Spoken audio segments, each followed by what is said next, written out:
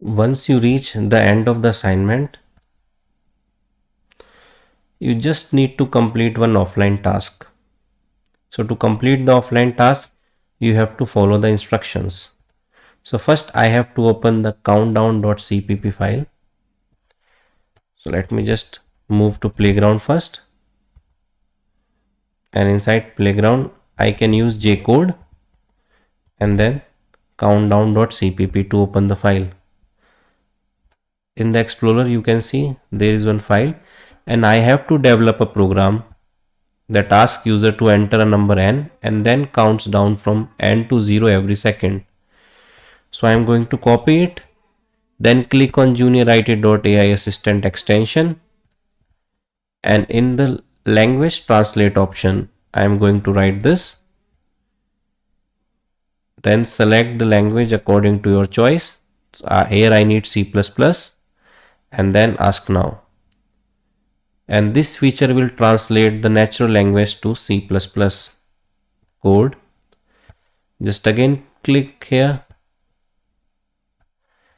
and then paste the code here. Now according to the instructions, I also have to add some single line and multi-line comments in the file. Now again I am going to select all the code, right click and then select JuniorIT.AI Assistant. Scroll to the assistant section. In here I will add, can you please add some single line and multi-line comments to the code below? And then click on ask now. Then again select the code and paste in the file.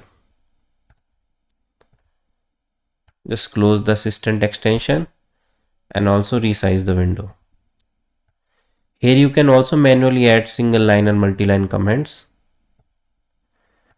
Then using JC script, just test the code and then the name of the file. Here I just have to enter one number, let's say 10. And after every 1 second, it will just decrease the value by 1 and show it on the terminal.